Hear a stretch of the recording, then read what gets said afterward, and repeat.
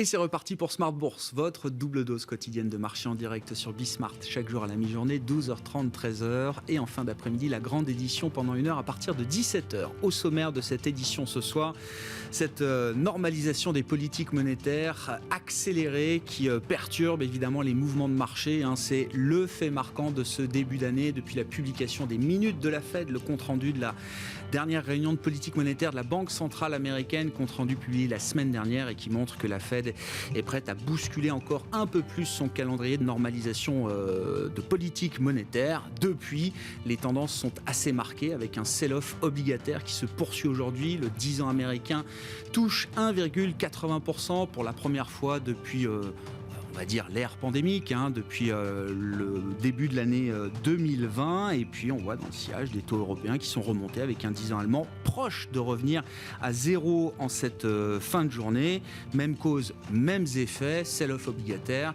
perturbe le marché action avec des indices en général qui sont quand même en baisse assez marquée aujourd'hui et surtout les indices avec des composantes croissance importantes. On pense par exemple au Nasdaq qui recule de près de 2,5% en ce début de séance encore pour les marchés américains. On commentera évidemment ces tendances de début d'année qui s'accélèrent. Est-ce qu'il y a une histoire à creuser pour 2022 à travers la normalisation des politiques monétaires? Nous en parlerons donc avec nos invités de Planète Marché dans un instant. Parmi les dossiers spécifiques qu'on pourra aborder également, la chute d'Atos, la nouvelle chute du dossier Atos, pourrait-on dire, après un warning déjà l'été dernier. Nouveau warning du groupe qui avertit que son chiffre d'affaires, sa croissance, son cash flow prévu pour 2021 ressortiront en deçà des attentes prévues. Notez que ce dernier warning en date d'Atos correspond à l'entrée en fonction du nouveau directeur général, Rodolphe Belmer. C'est une sanction donc encore très très lourde pour le titre Atos aujourd'hui, qui avait été sorti de l'indice CAC 40 à l'automne dernier. Et puis dans le dernier quart d'heure de Smart Bourse, le quart d'heure thématique, nous parlerons finances responsables, les enjeux 2022, et c'est Gérard Moulin, le responsable des actions européennes d'Amplegès, qui sera avec nous en plateau à 17h45.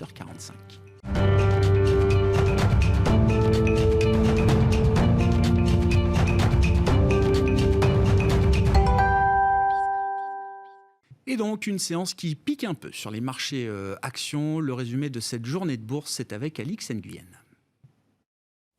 Le repli continue à la Bourse de Paris. Même chose à Wall Street qui amorce la séance plombée par les technologiques.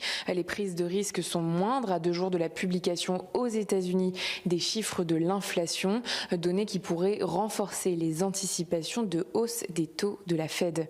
On relève aussi que les statistiques du jour, pourtant satisfaisantes, n'ont rien changé au mood ambiant dans la zone euro. Et pour le mois de novembre, comme prévu, le taux de chômage a ralenti à 7,2% après 7,3% en octobre.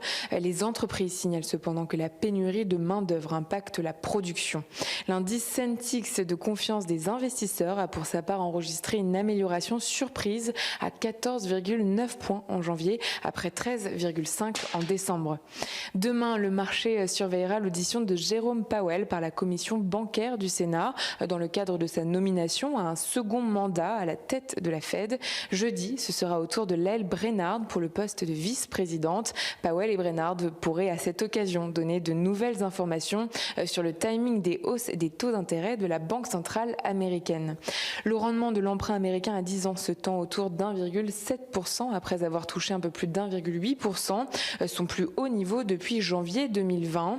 En territoire négatif depuis près de 3 ans, celui du Bund allemand de même échéance s'est rapproché du seuil de 0%, à son plus haut depuis mai 2019, sous l'effet de la nouvelle poussée de l'inflation, tant en Allemagne que dans la zone euro, où elle a atteint un record à 5% sur un an en décembre.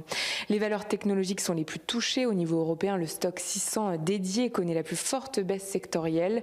STMicroelectronics, Worldline et Téléperformance ralentissent. Atos chute de plus de 18% après des résultats annuels inférieurs aux objectifs financiers qu'il avait présentés l'été dernier pour 2021. L'entreprise a fait état d'un chiffre d'affaires 2021 de l'ordre de 10,8 milliards d'euros, en décroissance d'environ 2,4%, alors que le groupe tablait sur des revenus stables. La marge opérationnelle s'est établie à environ 4% en 2021, contre un objectif de l'ordre de 6%. À l'inverse, les valeurs liées au tourisme sont appréciées. ADP, Air France KLM et Accor progressent. Le secteur de l'aéronautique s'en sort bien lui aussi, dont Thales qui est en nette hausse. Plus forte hausse du CAC, Orange connaît une belle ascension. Christelle Heidemann, administratrice du groupe et patronne de Schneider en Europe, pourrait faire figure de favori parmi les candidats à la succession de Stéphane Richard. C'est une info des Échos. Et puis Ubisoft bondit. L'éditeur américain de jeux pour téléphone mobile Zynga a accepté d'être acheté par Take-Two Interactive au prix de 9,86 $ par action, soit une valorisation totale de 12,7 milliards de dollars. À New York, Zynga décolle de plus de 46%. Tendance, mon ami, chaque jour à 12h30 et 17h dans Smart Bourse sur Bismart avec Alix Nguyen.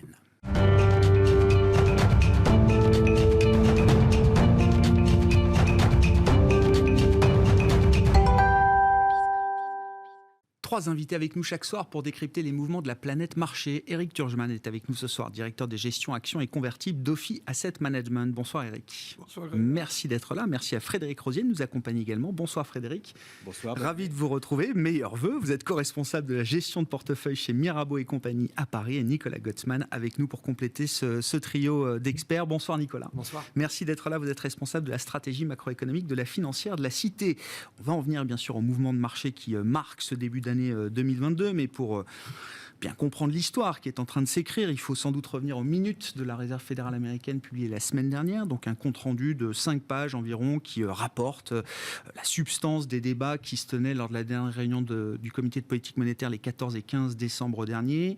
On note que la mention de réduction du bilan est citée peut-être 20-25 fois dans ces 5 pages, Nicolas.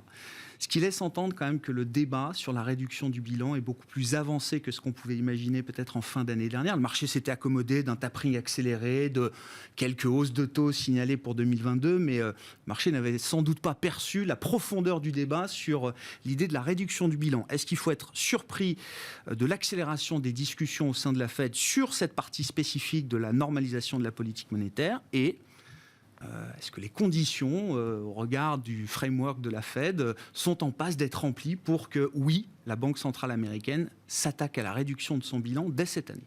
Je pense que sur la question, c'est en gros de savoir où se place l'économie américaine par rapport à là où on l'attendait. Et effectivement, donc maintenant, on parle effectivement de la réduction de la taille du bilan, de hausse des taux, et en fait, en gros, à quel point la Fed doit freiner sa politique monétaire. Mais si je prends les prévisions de décembre 2020 de la Fed, en fait, à cette époque-là, donc le board estimait que la croissance serait de 4,2% pour l'année 2021 et qu'on aurait une inflation de 1,8%, c'est-à-dire un PIB nominal en croissance à 6%.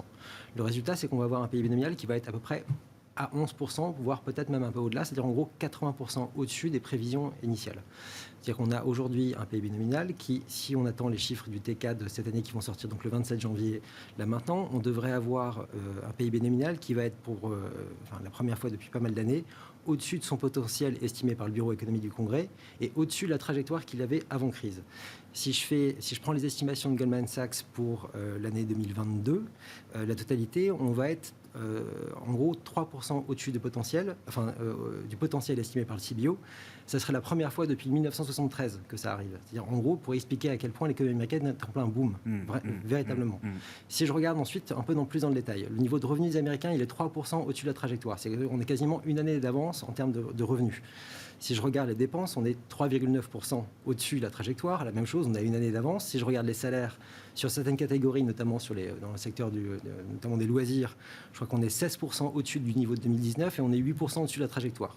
Donc en gros, c'est comme si la crise n'avait pas eu lieu et qu'on avait une année d'avance sur le calendrier. Et sauf que, à la différence de la situation pré-crise, c'est qu'en pré-crise, on avait encore des taux qui étaient au-dessus de zéro. On était en phase, effectivement, un peu avant la crise. On était plutôt dans une phase de décélération, en tout cas du bilan, avec une volonté en gros de normaliser un peu la situation. On a eu un taux de chômage qui est arrivé à 3,9% là maintenant pour décembre 2021.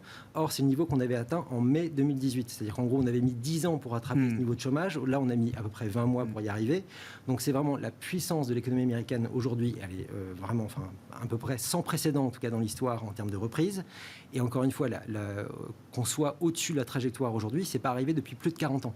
Donc, encore une fois, jamais, en tout cas, je pense qu'autour de cette table, on a quand même une économie aussi puissante qu'elle ne l'est actuellement, sauf qu'on a une Fed qui est encore avec des taux zéro et qui est encore aujourd'hui en phase de tapering, mais ce qui veut dire qu'elle est encore en train d'ajouter encore un peu de QE dans le marché. Donc évidemment qu'il y a une préoccupation par rapport à ça, et évidemment tout ça est le résultat du mouvement qu'on a eu stratégique des autorités américaines, aussi bien de la part du monétaire que du budgétaire, au lieu de vouloir rattraper en y allant doucement, en appuyant doucement sur la pédale pour revenir à la trajectoire pré-crise, comme ce qu'on avait fait au lendemain de 2008, avec des résultats qui étaient quand même très lents et peu satisfaisants. Aujourd'hui, on y va à fond. Ne pas avoir répété les erreurs du passé en termes de gestion de crise a permis effectivement une reprise sans précédent pour l'économie américaine. Absolument. Et encore une fois, on avait mis 10 ans pour revenir à ce niveau de chômage. Là, on a mis 20 mois pour y arriver. C'est un succès gigantesque. Est-ce qu'ils sont en train de paniquer aujourd'hui, Nicolas ? Je ne pense pas qu'ils soient encore en train de paniquer. Je ne pense pas que ce soit le cas. Je pense que là maintenant, la grande question, c'est ça qui est, je trouve assez fascinant de ce qui pourrait se passer l'année prochaine, c'est qu'on pourrait avoir en même temps une économie. Enfin, on arrive aujourd'hui dans une situation où on va être au-dessus du potentiel, ce qui veut dire que logiquement, à partir de maintenant, on pourrait avoir une accélération des prix. Mais on n'aurait pas dû l'avoir avant. Sauf que comme le niveau structurel de l'économie américaine s'est affaissé pendant l'année 2021, en fait, on a eu une accélération des prix avant. Ça veut dire qu'ils arrivent au-delà du potentiel. On était déjà avec 7% d'inflation. Enfin, on va avoir 7% sans doute mercredi. Donc aujourd'hui, maintenant, ce qui pourrait être intéressant, c'est de voir éventuellement la capacité de l'économie américaine justement à absorber une part de cette situation-là et de pouvoir produire plus pour pouvoir éventuellement contenir la hausse des prix et d'avoir donc une économie au-delà du potentiel, tout en ayant une diminution progressive du dépression inflationniste. Une dépression. Oui. Parce que 7%, ça va être lent de revenir à un niveau. Les prix vont rester élevés, mais la progression des prix peut ralentir. Voilà, c'est ça, un ralentissement de la progression des prix, tout en ayant un PIB nominal qui soit au-dessus du potentiel. Et là, je pense que si on arrivait à ça et qu'ils arrivent effectivement à obtenir ces résultats à la fin de l'année, ça serait un succès colossal. Ils peuvent se permettre de réduire le bilan entre-temps. Je veux dire, en tout cas aujourd'hui, avec la situation dans laquelle ils sont, ils ont toutes les cartes en main. Je veux dire, pour l'instant, ils ont un full aux as. L'économie est revenue à un niveau. Non mais je veux dire, c'est une réussite. Je sais. Non, mais les prix sont élevés, d'accord. Il y a une progression des prix. Il y a une autre manière de voir les choses, qui est de dire. Ils font une erreur, ils sont en retard depuis trop longtemps et donc ils sont obligés d'accélérer leur calendrier aujourd'hui pour rattraper une erreur qui aurait été d'en faire beaucoup trop. Au niveau macro, la seule erreur qu'on pourrait leur reprocher, c'est de se dire, regardez, la composition de la distribution de la consommation américaine, on est encore aujourd'hui 25% au-dessus de la tendance sur les biens, on est 3% en dessous des services. C'est 400 milliards annuels d'un côté et c'est 300 milliards de l'autre côté. Donc en gros, s'il y avait une normalisation, si les gens avaient consommé à peu près comme avant, en fait, il n'y aurait pas de perturbation sur les prix. En tout cas, pas du tout au niveau qu'on a actuellement. Donc, évidemment qu'il y a un problème structurel qui est là. Franchement, c'est difficile de leur reprocher ça. C'était quand même difficilement perceptible avant l'année dernière et que le calibrage macro en global, en tout cas, il est plutôt réussi. Encore une fois, si je regarde le niveau du nominal, aujourd'hui, on est pile sur la trajectoire pré-crise. Donc, absolument, pour le moment, c'est parfait. Eric, alors, donc, une économie américaine sortie de la crise avec une vitesse de reprise incroyable. Aujourd'hui, l'idée d'une Fed qui sera beaucoup moins accommodante. Quels enseignements, quelles conclusions on en tire sur le plan de l'investissement ? Nicolas a dit beaucoup de choses, tout à fait vrai sur le succès de leur politique. De toute manière, à un moment donné... Donc vous êtes déjà dans l'équipe qui considère que la Fed a réussi là où elle avait peut-être moins bien réussi dans les crises précédentes. Non, mais ils n'avaient pas beaucoup le choix. C'est-à-dire qu'à un moment donné, il y a la peste et le choléra pour les banques centrales, c'est-à-dire à un moment donné l'inflation ou la récession.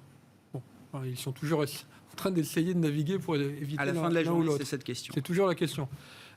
Entre les deux mots, la récession, c'est pire. Parce qu'à un moment donné, on ne sait plus comment faire pour essayer de repartir. L'inflation, on arrive toujours à un moment donné à la stopper, même si ça peut poser des problèmes d'équilibre de marché. Voilà, on remonte les taux, on diminue le bilan et on arrive à peu près à freiner. Quand on est en récession comme le Japon pendant 30 ans, là c'est parti pour des années de galère. Donc ils ont toujours une ligne de crête qui est pas évidente. Et là, ça date depuis d'ailleurs 15 ans, depuis la crise Lehman Brothers, ils ont décidé d'arroser plutôt que en se disant on écopera un peu plus tard. Maintenant ils commencent à écoper. Alors évidemment ça ne plaît pas au marché parce que les marchés préféraient voir de la morphine qui continue. Mais moi je pense que les banques centrales, il y a l'inflation parce qu'à un moment donné ils sont plus crédibles. S'ils continuent à dire c'est transitoire, ça va, ça fait un an que c'est transitoire. À un moment donné les marchés vont dire là, soit vous fichez de nous, soit vous n'avez pas les yeux en face des trous, c'est pas transitoire. Donc il y a quand même une question de crédibilité. Il faut qu'ils montrent qu'ils sont crédibles, qu'ils ne sont pas behind the curve. Donc ça c'est le premier plan. Et puis qu'ils évitent quand même des bulles. Parce qu'à un moment donné, les bulles, c'est pas un problème, c'est quand elles s'éclatent le problème. Et des bulles, il y en a. Enfin, il y en a sur le marché obligataire, parce que de toute manière, le 10 ans américain ne devrait pas être là où il est avec la croissance et l'inflation qu'on a. Enfin, en tout cas, par rapport à ce qu'on a appris en économie, on ne devrait pas être à 1,80, 70. Quant au taux allemand à 0, là aussi, c'est une blague. Et puis, ça peut poser des problèmes, et puis même au sein de l'Europe, etc. Donc, à un moment donné, il faut aussi dégonfler ces bulles. Et donc, oui, alors c'est un peu surprenant, parce qu'il y a encore un mois ou deux, d'abord, on s'attendait à 2 hausses des taux aux États-Unis, on doit en être à 4, enfin 3 ou 4 pour certains. Nous, on a 3 chez nous, enfin peut-être 4. Et puis la réduction du bilan, ça s'était pas du tout attendu. Donc ils ont souhaité leurs vœux à leur manière, là, en douchant un peu. Et encore, c'est modéré sur les marchés actions. On est justement, à 0, c'est la question. Est-ce que ça implique que la Fed, qui a dans son mandat officieux quand même les prix de marché, est-ce que ça implique qu'elle est dans une phase où elle va se montrer beaucoup moins sensible à la correction du prix de certains actifs? Alors on pense peut-être au marché actions, mais on peut penser au marché immobilier également. Oui, mais là aussi, le marché immobilier, ça pose aussi des problèmes sociaux. Voilà. Et donc les banques centrales, qui ne sont pas du tout indépendantes, enfin ça c'est un leurre, elles ne sont pas indépendantes, elles sont nommées de façon par les gouvernements et ils avancent ensemble. Donc elles ne sont pas indépendantes. Et le problème social, c'est aussi un problème pour les banques centrales, parce que ça l'est pour les gouvernants. Et la hausse de l'immobilier crée un problème, parce que finalement, l'immobilier qui monte, ça arrange effectivement les possédants, ça arrange ceux qui ont profité de la hausse notamment de la bourse ou du bitcoin ou que sais-je pour réussir à acheter 2, 3, 4 maisons, mais à côté de ça, ça exclut toute une partie de la population qui n'a plus accès. Donc à un moment donné, ce problème social, c'était aussi un problème en Chine, mais c'est le problème un peu dans pas mal de pays industrialisés ou non. Là aussi, il faut freiner. Donc, tout ça concourt un peu à essayer de limiter les excès. Et il y en a eu sur l'immobilier, il y en a sur le marché obligataire, sur certains pans de la cote action, même si ce n'est pas l'ensemble des actions qui est surévalué. Mais on voit des bulles sur les valeurs vertes, par exemple.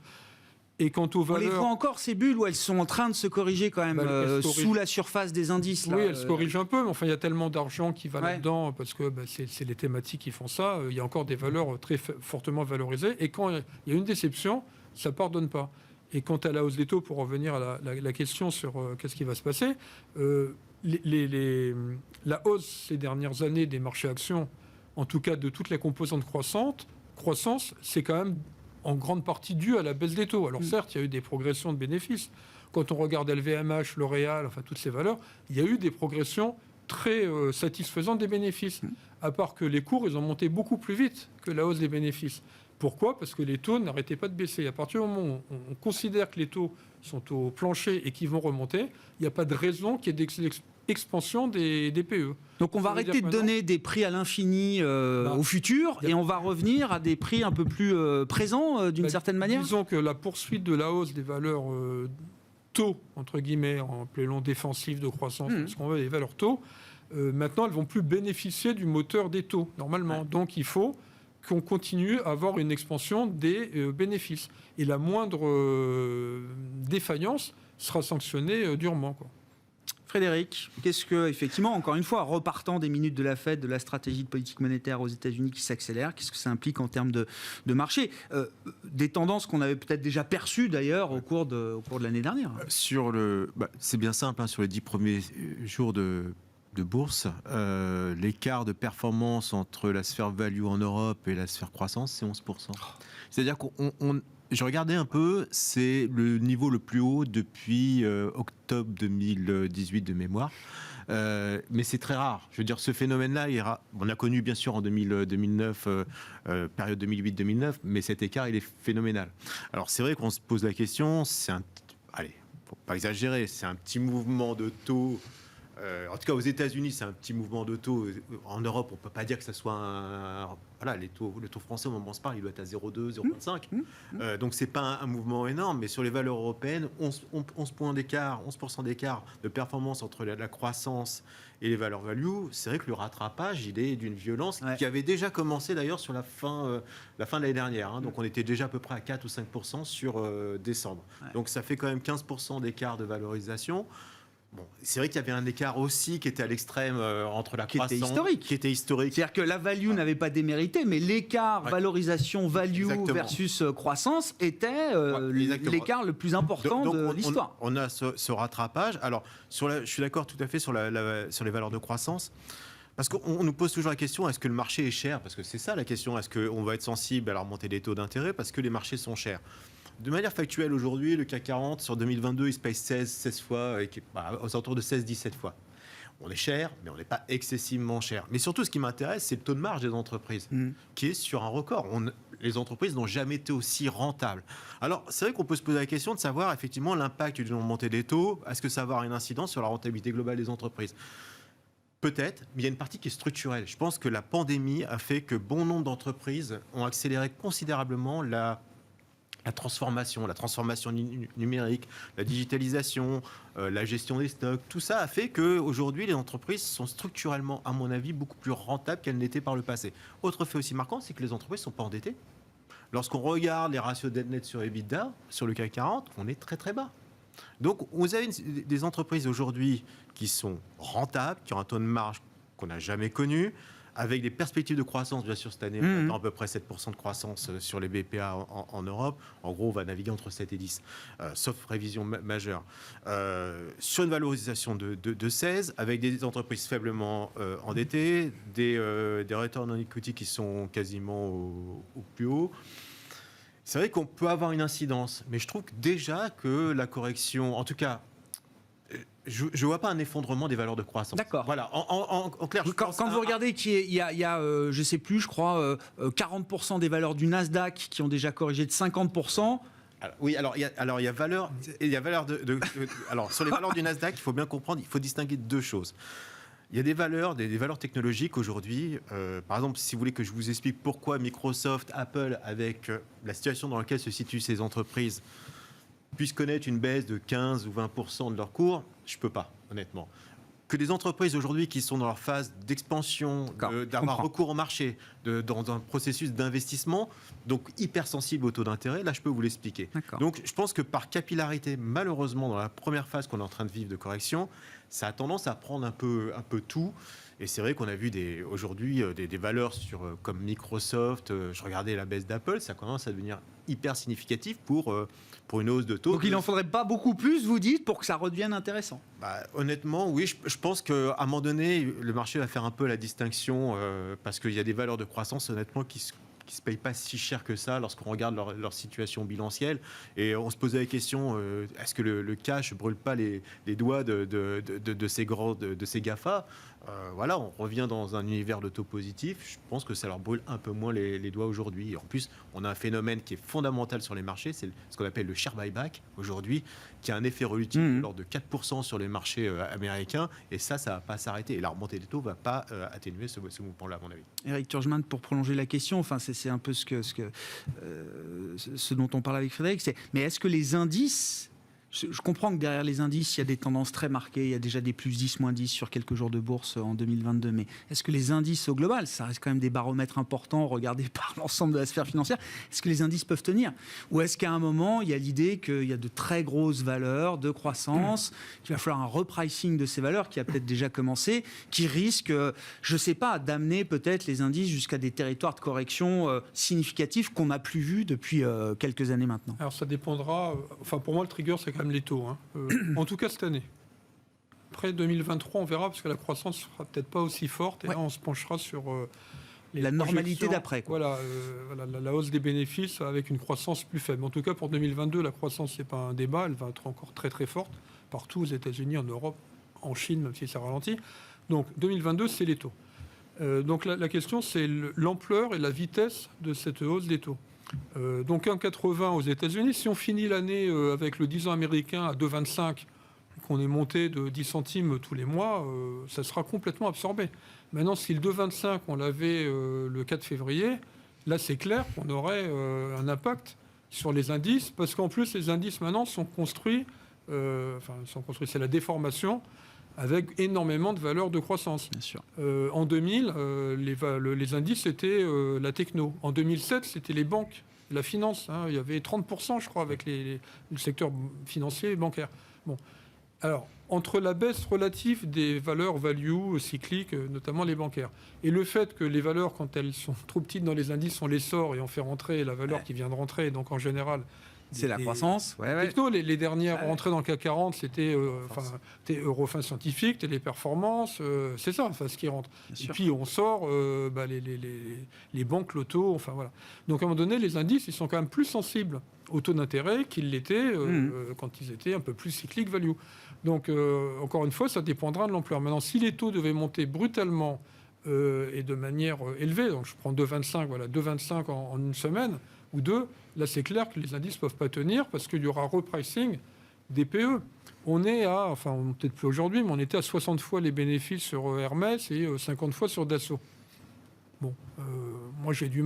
Oui, malgré la qualité il n'y a pas de problème incroyable de ces sociétés-là, vous dites, est-ce que ça vaut 50 je ne sais pas, 60, pourquoi pas 70, etc. Mais à un moment donné, si on essaie de faire un rapport entre le PE et les taux, alors évidemment, les taux à zéro, l'inverse des taux, qui est normalement une fonction du PE, ça fait l'infini.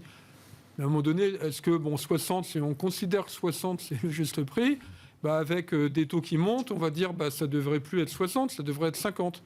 Mais ça fait 20% quand même. Voilà. Donc pour moi, le trigger, c'est les taux d'intérêt. Ouais. Nicolas, il est où le put de la Fed là, dans cette phase de normalisation ? Enfin, je veux dire, est-ce que c'est plus qu'une croyance ? Enfin, ça a été quand même une vérité absolue pour le marché que oui, des drawdowns, des corrections de prix trop significatifs amenaient la Fed tout de suite à... Est-ce que là, c'est encore le cas ou est-ce qu'il faut se méfier de cet argument aujourd'hui ? Je pense qu'il faut s'en méfier, oui. Ça, c'est, ça me semble clair. C'est que l'idée, c'est que pour le moment, en fait, ce qu'on a vu par exemple en 2020 ou ce qu'on a vu dans les épisodes précédents, c'est qu'en fait, la chute du marché action, elle a été provoquée par une chute du taux à 10 ans. Le chute du taux à 10 ans qui était elle-même fonction d'une révision à la baisse des anticipations de croissance et d'inflation. Donc si on a moins de croissance, du coup, les entreprises vont souffrir. Et du coup, en fait, on avait une correction qui était induite par la baisse du taux. Par contre, si vous avez des taux d'intérêt qui continuent de monter, ce qui veut dire que finalement, ça veut dire que le resserrement qui est en vue de la Fed, il est absorbé par le marché. C'est-à-dire que le marché considère que l'action de la Fed n'aura pas forcément de mauvaise réaction sur le niveau de croissance et le niveau de croissance nominale qui est l'objectif ultime de la Banque centrale. Si ça n'a pas d'effet sur la croissance, ça peut avoir un effet effectivement sur les actions, parce que les actions, en fait, elles vont avoir une valorisation qui va être due pour une partie effectivement aux conditions financières, donc dans la valorisation et donc le niveau des taux d'intérêt, et ensuite il y a la croissance des chiffres d'affaires. Donc si jamais les actions baissent parce que le niveau de valorisation diminue parce que vous avez une hausse des taux d'intérêt, mais qu'en même temps vous avez des révisions de croissance qui sont plutôt à la hausse et donc vous avez une assurance d'avoir des chiffres d'affaires qui vont grandir, et bien du coup en fait la Fed n'a rien à faire là-dedans, donc tout va très bien. Encore une fois, il faut que les taux à 10 ans tiennent. C'est-à-dire que par contre, si jamais vous avez vous, ce qui vous inquiéterait, c'est de voir une rechute des taux longs aujourd'hui. En gros, alors c'est ça, il y a aussi des forces contradictoires là-dedans. C'est-à-dire que, d'une part, le taux à 10 ans, il va progresser sans doute parce que le marché considère qu'on va avoir des taux qui vont se relever. Par exemple, Goldman Sachs vient de dire ils estiment qu'il va y avoir 4 hausses de taux cette année et on va avoir 10 hausses de taux sur une par trimestre d'ici mi-2024. On va se retrouver à 2,5, entre 2,50 et 2,75 mi-2024. La question, c'est est-ce que le marché est capable d'absorber ça ? Et alors, si le marché est capable d'absorber ça, on le verra au travers du taux à 10 ans. Si le taux à 10 ans continue une progression lente, parfois un peu rapide sans doute, sur cette période-là, mais qu'il n'y a pas de chute derrière, ça veut dire que le marché est capable de l'absorber. Si par contre on a une rechute, ça veut dire que le marché considère que ce que fait la Fed est trop fort, et du coup on a une révision à la baisse des prévisions de croissance et d'inflation, ce qui aura un impact aussi négatif sur les marchés financiers. Et là par contre, étant donné que le but de la Fed c'est d'avoir une stabilité nominale, c'est-à-dire une croissance nominale qui va rester stable dans le temps, ça veut dire qu'elle n'y arrivera pas, et du coup elle devra faire marche arrière et ressoutenir l'économie. Mais l'idée maintenant, c'est qu'on part à l'inverse d'avant, on avait une croissance qui était faible, on essayait de la faire accélérer doucement. On part aujourd'hui très haut, l'idée c'est de la faire décélérer pour revenir à un niveau qui soit acceptable. Si on en vient à la situation européenne, alors je ne sais pas, d'une surprise à l'autre, donc Jérôme Powell a abandonné l'idée d'une inflation transitoire, on accélère Il n'a pas vraiment abandonné l'idée. Il a préféré retirer le qualificatif qui était devenu un mot trop chargé d'émotion, de politique. Il faut être honnête, tous les facteurs qui sont effectivement des facteurs transitoires qui ont eu lieu en 2021 vont sans doute s'effacer au cours de cette année 2022. Par contre, quand on voit la progression sur les salaires, par contre, c'est effectivement induit par la Fed. Et là, par contre, c'est en train d'accélérer. Faire. Voilà. Pas d'erreur d'analyse de ce point de vue-là, du point de vue de la Réserve fédérale américaine. Est-ce que l'attitude de la BCE va changer ? C'est-à-dire, est-ce que là aussi, les pressions sont-elles aujourd'hui, inflation à 5%, etc. Est-ce que les pressions sont suffisantes pour que le discours de la BCE puisse nous surprendre à un moment à travers cette année 2022 ? Bon, déjà, la BCE elle a quand même fait un travail bien plus satisfaisant que ce qu'elle avait fait au lendemain de 2008, ça, il n'y a aucune question. Par contre, on n'est vraiment pas dans la même situation que les États-Unis. Si je reprends le rapport de ce dont je parlais avant, c'est-à-dire en gros une économie américaine qui va dépasser sa trajectoire d'avant-crise, aujourd'hui en Europe, on est à moins 3%, et par rapport à la trajectoire d'avant-crise, c'est-à-dire qu'on n'est pas revenu à notre trajectoire, on n'est pas revenu au niveau auquel on pourrait être aujourd'hui, et si je regarde les projections de la BCE, on ne va pas y arriver même à la fin 2024. Donc on sera toujours à moins 3% par rapport à ce niveau-là. Donc en fait, finalement, aujourd'hui, peut-être que les États-Unis ont besoin de décélérer, mais finalement, les Européens, ils pourraient peut-être encore accélérer un petit peu pour pouvoir revenir justement à ce niveau. Ensuite, on a effectivement une inflation qui est à 5% aujourd'hui en zone euro. Cela dit, si je prends la moyenne d'inflation sur 2 ans et que j'enlève les prix de l'énergie, juste pour voir, en gros, c'est pas pour masquer l'inflation, c'est simplement pour voir quelles sont les dynamiques internes vraiment à la zone euro, j'arrive à 1,50. Donc il n'y a rien d'affolant, c'est pas du tout le cas aujourd'hui. On est beaucoup plus fort aux États-Unis de ce côté-là. Donc pour le moment, il n'y a pas de crainte inflationniste qui serait induite par la politique de la BCE. Donc il n'y a aucune raison d'aller freiner la situation. Ensuite, le risque qu'on a toujours avec la BCE, on verra ce qu'il advient par rapport à ça, c'est que les erreurs qu'elle a fait, notamment en 2008 et 2011, c'était aussi induit parce qu'on avait des prix de l'énergie qui étaient élevés. Ouais. Et du coup, on a fait payer aux consommateurs américains et aux salariés européens. En gros, on les a fait payer cette hausse de l'inflation. C'est-à-dire, en gros, on a réduit le niveau d'activité européen pour pouvoir absorber l'inflation, enfin faire baisser l'inflation intérieure à la zone euro pour pouvoir compenser ce qui se passait sur les prix de l'énergie. Ce qui n'est pas forcément une bonne politique. On a fait perdre des emplois. Ah oui, on a fait pour dire les choses. Non, mais oui, c'est ça. On a créé du chômage. Bien, on a fait les mécanismes à l'œuvre pour compenser la hausse des prix de l'énergie. Ce qui n'est pas forcément une bonne solution, et c'est ce qu'il faudrait éviter pour les mois à venir. Oui. Bon. Sauf que les prix de l'énergie, ça devient quand même un sujet dont on ne peut pas s'affranchir. Et, enfin, Isabelle Schnabel le dit aussi dans son dernier discours, membre du directoire allemand de la Banque Centrale Européenne. C'est ça, je crois. Bah, vous le savez mieux que moi, je ne sais pas. Ça, non, mais ça veut dire que ça s'inscrit quand même dans quelque chose d'assez séculaire maintenant, cette histoire d'énergie. Et ça a aussi un impact aussi pour le coup sur la valorisation boursière, puisqu'on a vu que certains États, notamment l'Espagne, la France aussi, qui a bloqué le tarif notamment du gaz, l'Espagne avec quasiment un niveau plancher, et même la politique qui a été menée par certains États, comme justement l'Espagne, qui est venu aller chercher les méga profits des entreprises les plus vertueuses. C'est-à-dire qu'on a estimé que les entreprises qui étaient capables de produire de l'électricité de manière green, notamment par l'hydroélectricité, devaient payer leur surplus de profit qui était engendré par la hausse du prix du gaz. C'était complètement aberrant. En gros, on taxait les médisants. Donc il y a plein de questions là-dessus. Le prix, est-ce que le prix... Bon, on sait qu'il va y avoir quand même des rendez-vous qui est relativement important entre nos amis américains et russes sur l'Ukraine, et que ce qu'on est en train de dire peut voler en éclats dans une semaine si on n'a pas une sortie par le haut de cette détente. Parce que là, clairement, notre hyperdépendance au gaz russe, c'est tellement forte. Nos amis allemands le savent très très bien, amis espagnols également. Donc il ne faudrait pas non plus qu'on ait une dérive. Donc il va falloir être quand même extrêmement vigilant par rapport à ça. Et cette composante, honnêtement, je ne la vois pas baisser dans l'immédiat. Et donc c'est un thème d'investissement. Ça reste un thème d'investissement. L'année dernière, je disais que l'énergie pour moi était D'ailleurs, c'est le meilleur performeur, l'énergie aux États-Unis. Ouais. Moins vrai en Europe, parce que c'est vrai qu'on est plus réglementé en Europe. Donc je pense effectivement qu'il va... Non seulement ça va être ça va être porteur, parce que c'est un secteur qui a globalement sous-performé, qui a potentiellement une distribution relativement élevée, et en plus qui va être, à mon avis, drivé par les fusions-acquisitions, puisqu'il y a beaucoup de sociétés qui ont besoin de décarboner aussi leur production d'électricité, et donc on le sait, il y a beaucoup d'acteurs de taille moyenne, par exemple, qui pourraient être des cibles potentielles. Donc je pense que ça va être un secteur qui va être assez mouvementé dans les trimestres à venir.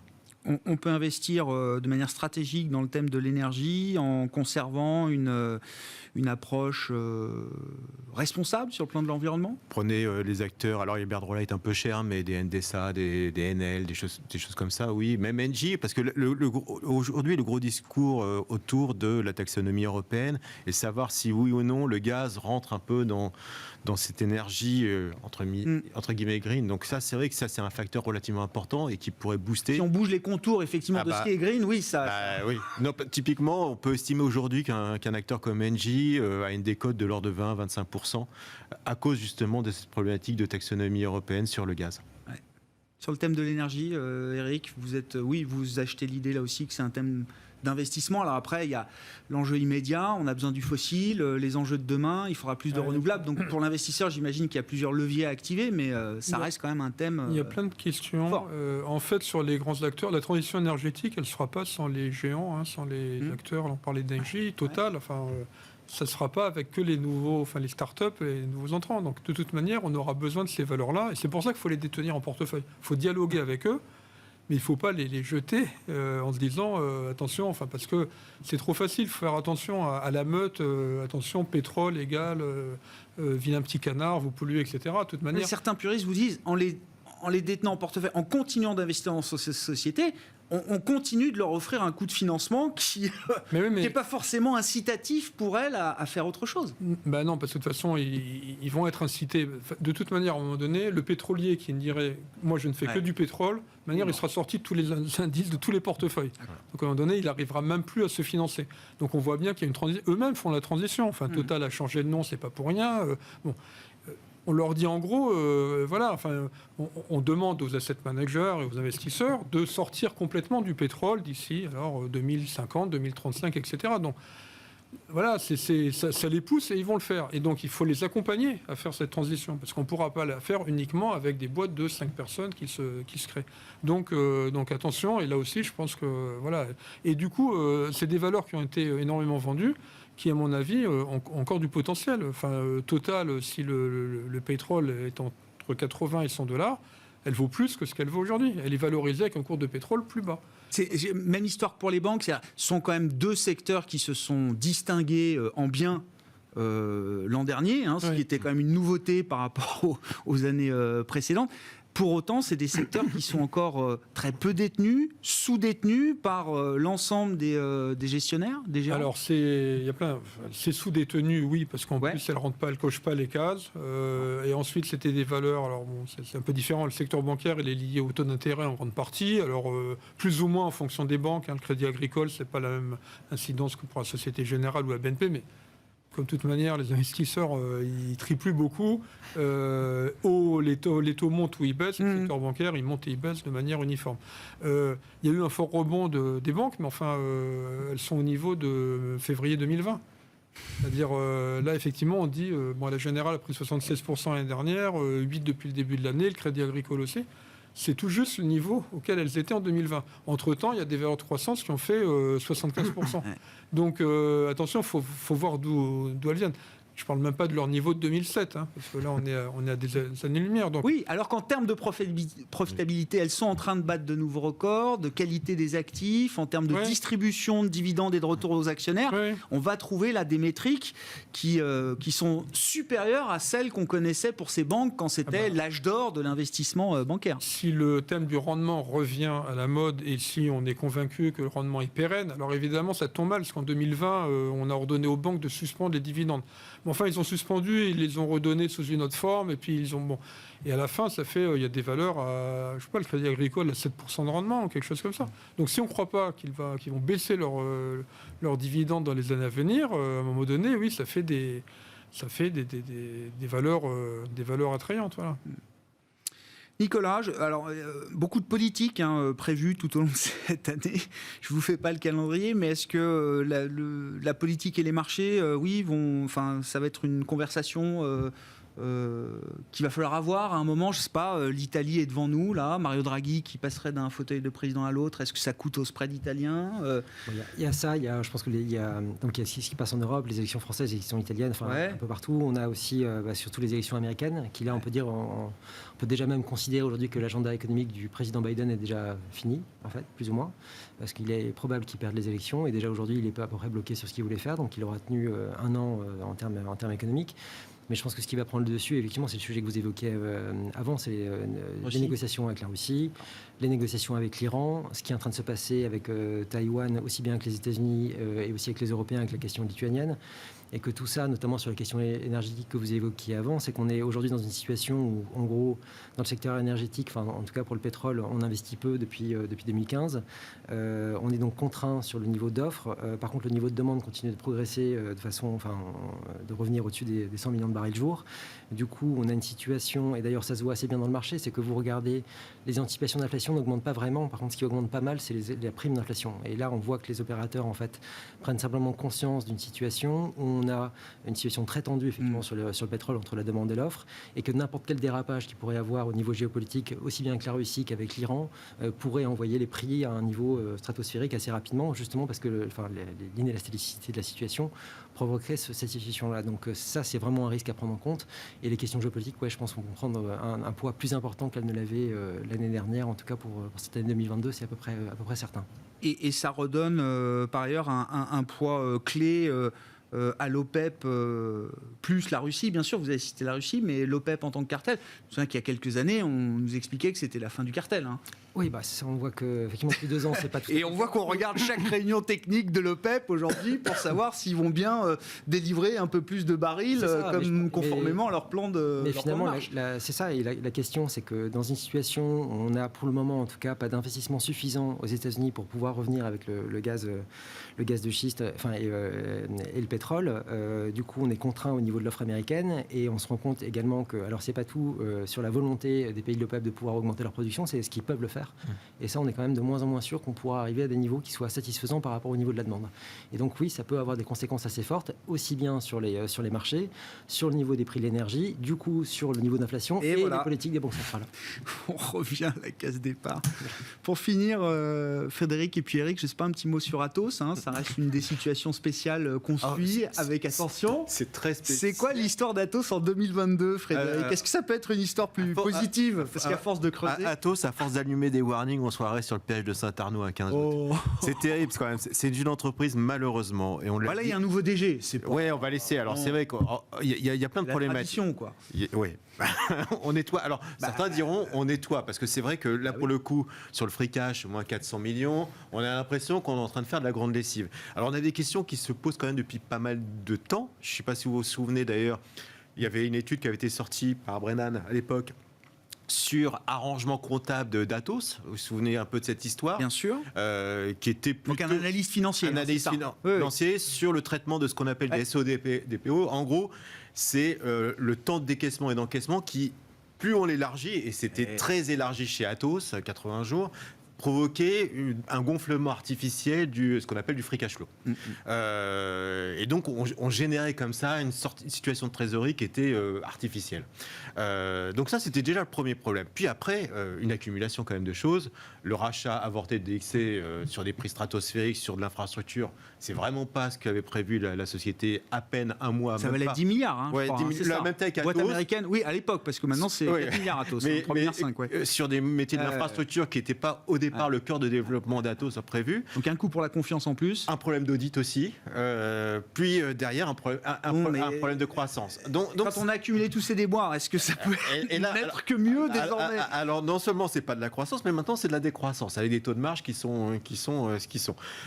Donc la question, c'est l'avenir d'Atos aujourd'hui. Et je reste sur ce que j'avais dit il y a maintenant plusieurs mois. Je pense que le seul avenir d'Atos, honnêtement, au regard de sa situation, c'est un rapprochement avec un acteur qui, pour moi, est l'acteur le plus naturel, ça serait Orange.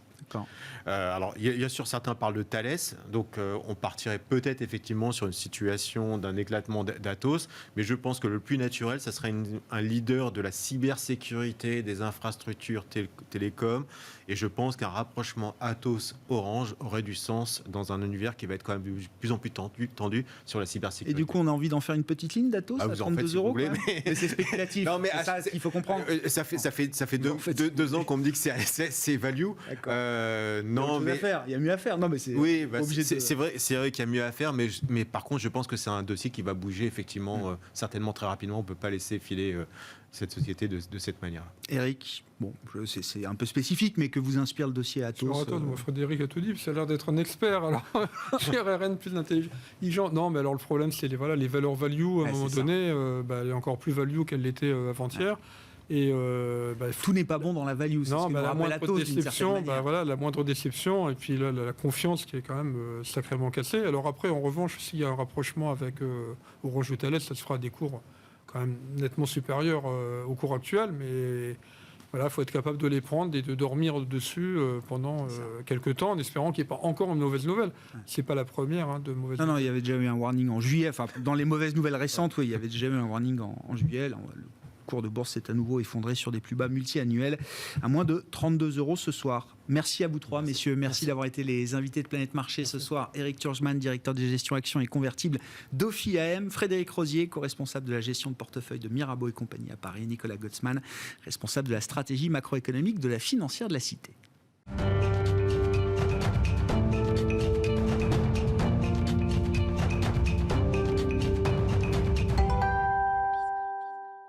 Le dernier quart d'heure de Smart Bourse, chaque soir c'est le quart d'heure thématique. Nous parlons ce soir de finances responsables avec un angle spécifique. Est-ce que le Stock 600 est un indice responsable ? Même plus spécifique que ça encore, est-ce que la performance du Stock 600 en 2021 est une performance responsable ? Point d'interrogation. Question qu'on pose à Gérard Moulin qui est à mes côtés en plateau. Gérard, bonsoir et bienvenue. Bonsoir Grégoire. Vous êtes responsable des actions européennes chez Amplegest et vous avez fait ce travail d'analyse effectivement. Alors, Stock 600, le grand indice large européen, vous avez regardé la perf du Stoxx, mais la perf des secteurs qui composent l'indice. Quels sont les enseignements que vous retirez de cette analyse ? Et je repose ma question, est-ce que la performance de 2021 en Europe pour le Stock 600 est une performance d'investisseurs responsables ou pas ? Oui, c'est une question centrale, c'est une question du moment, ça sera une question des années qui viennent. J'entendais un de vos intervenants précédemment. Souvent dans la profession, on peut prendre une interview aujourd'hui, on l'aurait faite 20 ans avant, et ça aurait été à peu près la même. C'est-à-dire qu'on peut à nouveau, on considère finalement que tout est comme avant et qu'il faut être actionnaire des groupes de l'énergie parce que ça les pousse à bouger, que le financement des banques qui juste viennent de basculer 50-50 c'est les derniers mois de 2021 entre l'énergie fossile et les nouvelles énergies, ça va se faire aussi normalement. On peut être actionnaire de tous les groupes, c'est pas un problème. Moi, je dis juste que dans le monde actuel, dire qu'on peut investir de la même façon qu'il y a 20 ans, c'est passer outre tout ce travail formidable sous l'impulsion des clients qui a été fait commencé à être fait par le monde de l'asset management et des investisseurs en général. Ça va jusqu'aux green bonds. C'est faire fi de tout ce travail et de dire business as usual. Et ce qu'on faisait avant, on le fait également, mais pas pour les mêmes raisons, mais on ne change rien. Et nous, chez nous, on pense qu'il faut changer quelque chose.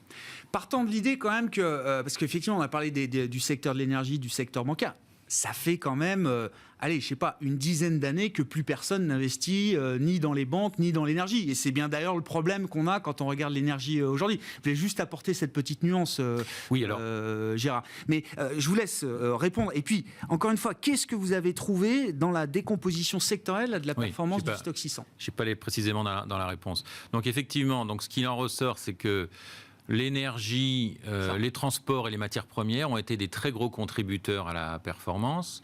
Et dans l'énergie, attention de ne pas confondre les utilities et les grands groupes pétroliers. D'abord, c'est deux compartiments différents. Dans les utilities, il y a beaucoup de choses très intéressantes qui se passent. Effectivement, chez Engie, en France, en Allemagne, en Espagne et en Italie aussi. Quant aux grands groupes fossiles, certes, ils font la transition. Enfin, quand on regarde encore le business généré par leur business traditionnel, il est largement majoritaire. C'est un tout début de commencement de transition. Donc, par rapport à votre question sur le fait d'être responsable ou pas, je dis une chose très simple, c'est que cet indice nous montre que si on voulait être très performant en 2021, et si on voulait le battre, a fortiori, il fallait faire du levier, et du levier sur des secteurs dont on peut discuter du côté responsable. C'est tout ce que je dis. C'est une question de retour sur investissement pour nos clients de nos fonds, de nos SICAV, etc. Et donc, de ce point de vue-là, 2021 n'a pas été une année très responsable. Je pourrais même la qualifier d'irresponsable. Ah ouais, c'est intéressant. C'est quoi les performances des 3 secteurs que vous avez cités? Enfin, j'ai en tête les banques, c'est 38%, je crois, pour l'indice 39, oui, c'est la première. Énergie, oil and gas, c'est quoi? C'est à peu près la même... on est 30, c'est 25-30%. 25-30 à chaque fois. Et c'est une année... Alors, c'est une année de flux qui dessert les stock pickers, puisqu'il y a un ratio que j'aime bien, enfin, pas un indicateur que j'aime bien, c'est le 10e secteur, le plus en hausse en 2021, c'est la santé avec 26%. Donc ça veut dire que c'est énorme. Donc le 10e est encore à plus 26. Ah, oui. Ça veut dire que c'est un marché de flux. C'est un marché où dans la profession il y avait 2 solutions. Soit c'est la solution de facilité, on est opportuniste et on fait de l'argent avec tout et avec du levier et on arrive à faire l'indice, voire au-dessus. Ou alors on reste fidèle à ce qu'on a dit à nos clients, c'est-à-dire investir d'une certaine façon. Et il se trouve que l'année dernière, c'était compliqué. Moi, 3 années sur 4, depuis 20 ans, je bats l'indice. L'année dernière, je n'ai pas pu le faire parce que je suis resté fidèle à ma façon de faire. Mais enfin, sur 8 ans, le fonds est 6e percentile. Donc, encore 94% des fonds qui sont derrière. Non, mais c'est intéressant parce que vous dites cette année 2021, elle pose cette question-là c'est un moment important. Au gérant. C'est un moment important. Est-ce que c'est juste un blip? Oui, allez, une année de bonne performance pour l'énergie et les banques, comme on n'a pas vu depuis 10 ans, dont acte. On continue et on reste avec notre cap d'investisseur responsable. Le problème, c'est si c'est pas juste un blip. C'est-à-dire que si ces secteurs-là, je ne sais pas pourquoi, reproduisent... On dit que le thème de l'énergie, c'est quand même un thème sur 10 ans peut-être maintenant, y compris pour le fossile, peut-être encore pour quelques années. Et au regard de la composition d'un indice comme le Stoxx 600, peut-être qu'on va avoir encore une année 2022 qui sera compliquée pour l'investisseur responsable. Alors, quelle stratégie on adopte si c'est pas juste un blip dans l'histoire? C'est compliqué si en face, on n'a pas de moyen de réponse. Ce que nous pensons, c'est qu'on est au moment où on est dans le meilleur des 2 mondes pour un certain nombre de sociétés. Donc, prenons deux dossiers qu'on a dans mon fonds, qui fait pas loin de 500 millions maintenant, qu'on a poussé très fortement depuis quelques semaines, accumulé pour en faire des lignes principales, c'est Schneider et Smurfit Kappa. Pourquoi on parle du meilleur des 2 mondes? C'est que je partage votre hypothèse, en tout cas. Cette question est évidente pour les années qui viennent. Je fais partie de ceux qui pensent que ça peut durer, effectivement, sur les banques et sur l'énergie. Dont acte.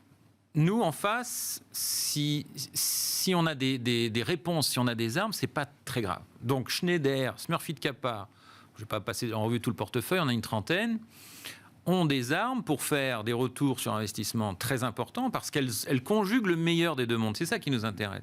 C'est-à-dire que Schneider élu la valeur la plus vertueuse en termes d'efficience énergétique au monde, rien que ça. Un capital market day à l'automne plus que convaincant. Smurfit Kappa, un des leaders mondiaux de l'emballage carton. Donc on sait que le plastique est un cancer. Moi j'étais parmi ceux qui disaient il y a 5 ans, vous verrez, on dira à un moment que le plastique est un cancer, est même pas un problème, c'est un cancer. Aujourd'hui, on commence à voir le plastique, surtout sur les usages uniques, comme un énorme problème, avec tout ce qu'on sait sur la chaîne de rupture jusqu'aux océans. Et donc, ce sont des groupes qui vont nous permettre par leurs augmentations de capital, par l'accompagnement qu'on va faire en tant qu'actionnaire minoritaire, d'accompagner leur développement. Et je trouve que on est quand même payé pour ça, c'est se donner du mal et on est quand même payé pour ça. Pour aller trouver des dossiers qui, au-delà d'un historique facile, financière, valeur énergétique, etc., qui mettent la finance dans un monde de confort, il faut dire ce qui est, parce que finalement, c'est ce qu'on a appris sur des bancs des facs et des écoles de commerce, et on peut ne rien changer. Ce que je trouve quand même, pour nos clients qui nous font confiance, la moindre des choses, c'est de se donner du mal pour trouver des dossiers qui feront au moins aussi bien et qui pourront réunir le meilleur des 2 mondes. C'est ça. Mais oui, bien sûr, ça peut durer. Mais parce qu'un Smurfit Kappa ou un Schneider Electric, dans votre analyse aujourd'hui, Gérard, sont des entreprises qui, sur moyen long terme, vont être capables de battre largement, peut-être, le retour en grâce momentané d'une banque ou d'un pétrolier. C'est du 15-20 par an. De toute façon, quand on va sur un dossier, nous, c'est ça. C'est ce qu'on vise au minimum. Du 15-20 par an à isomarché, bien sûr, dans un marché qui se tiendrait. 15 à 20% de croissance des profits. Non, ça veut dire de qu'on croissance lâche rien autonome. Sur la performance. Non, exactement. On ne peut pas lâcher sur la performance, même si on a un moment qui ramène les intérêts des investisseurs peut-être vers des secteurs de l'ancien monde, entre guillemets. Oui, parce qu'on se doit quand même. On est là pour valoriser un capital. Il y a des valeurs, vous l'avez vu, on en parlait en aparté tout à l'heure, sur les éoliennes, par exemple en Europe, et notamment le leader mondial avec Vestas. Vestas est une valeur verte, je ne veux pas développer, mais disons que ça, elle est dans cette case-là. Elle apporte des éoliennes. Donc, bon. Après, il y a l'empreinte carbone de la chaîne des éoliennes. Mais bon, mais moi, je raisonne aussi beaucoup sur l'urbanisation et le fait que quand même les véhicules électriques, l'éolien dont on peut discuter l'empreinte carbone, c'est quand même in fine 12 millions de personnes dans le monde qui meurent de maladies respiratoires, 12 millions de malades en moins. Parce que quoi qu'on en dise, même si la chaîne carbone n'est pas très bonne, en termes de maladies respiratoires, c'est déjà énorme. Donc rien que là-dessus, c'est pas trop contestable. Sur d'autres sujets un peu plus. Mais disons que sur Vestas, on a un problème là de répercussion des hausses de coûts dans les prix de vente. Vous savez que c'est mon credo depuis 20 ans, le pricing power. Donc une incapacité à passer à un grand nombre de hausses de coûts, et finalement avec en plus, au moment des négociations de contrats avec les grands donneurs d'ordre, des prix qui baissent structurellement. Parce que contrairement à ce qu'on pense, il n'y a pas tant de barrières à l'entrée que ça dans les éoliennes. Donc ça, c'est un dossier qui ne satisfait pas nos critères financiers et qui pourrait satisfaire nos critères, ce qu'on appelle les critères extra-financiers. Mais nous, ce qu'on cherche, encore une fois, c'est le meilleur des deux mondes. On est là pour faire de la paire. Donc on a, sur ce fonds de d'un demi-milliard, il fait 500 millions, on n'a que 31 lignes. Donc il n'y en a pas beaucoup en Europe qui satisfont de critères. Pour conclure, Gérard, Schneider Electric, ok, mais pourquoi seulement maintenant ? Enfin, je veux dire, c'est déjà un titre... Pas là, hier, ça fait des semaines qu'on l'accumule ou des mois. Ouais. Oui, c'est quand même très récent. C'est déjà un titre qui est au plus haut. Enfin, vous avez... 2021, elle n'a pas eu un parcours... 2021, c'est le dernier trimestre qui a été un parcours formidable sur Schneider. Quand vous regardez avant, c'était... Non, mais l'histoire n'est pas entamée, c'est ce que je veux dire. Alors, nous, ce qu'on aime bien, c'est les dérivées secondes positives. Donc, en fait, on perd beaucoup plus si on prend des dossiers très tôt, parce qu'on est sur des histoires un peu... Non pas de pile ou face, c'est un métier sérieux, mais disons, il peut arriver beaucoup de choses si on n'a pas un grand nombre d'informations. Toute la finesse du métier dans ce monde de brut, c'est de prendre un dossier qui a commencé déjà à partir, mais dont le cours n'a pas intégré le changement de pente en dérivée seconde positive. C'est un petit peu technique, mais c'est que pour vous c'est très clair, j'espère que ça l'est pour tout le monde. Ça veut dire que sur Schneider, il y a un faisceau en ce moment d'éléments positifs qui vont concrétiser cette accélération. Je ne veux pas être long, c'est principalement post-Covid d'énormes subventions européennes pour favoriser l'efficience énergétique, et Schneider comme Legrand ou d'autres groupes en Europe vont en profiter. C'est un capital market day de 7 heures il y a quelques semaines qui était hyper convaincant avec chaque patron de division qui explique. En fait, il n'y a pas vraiment de fin à cette histoire parce que l'efficience énergétique et la rénovation, ça s'arrêtera jamais. Ça s'arrêtera jamais. Et même ce qu'on va rénover maintenant, il faudra le refaire dans 15 ans. Donc, au-delà de la construction neuve qui, vous le savez, est un peu bloquée pour des raisons financières, toute la partie rénovation, aussi bien pour l'habitat que pour les usines, et les bureaux, on n'en est qu'au début. Donc c'est le début d'une nouvelle histoire avec un taux de croissance interne qui va passer de 4,5 à 7,8. Donc on voit bien qu'on est sur une dérivée seconde positive. Merci beaucoup Gérard, merci pour cet éclairage. Alors très intéressant parce qu'il y a la question du benchmark, le stock 600 et puis comment est-ce que la gestion active peut garder le cap d'une gestion responsable quand les indices l'ont peut-être été un peu moins à travers l'année 2021. Gérard Moulin qui est avec nous en plateau, responsable des actions européennes chez Amplégest pour terminer cette émission ce soir. On se retrouve demain en direct à 12h30 sur Bismart.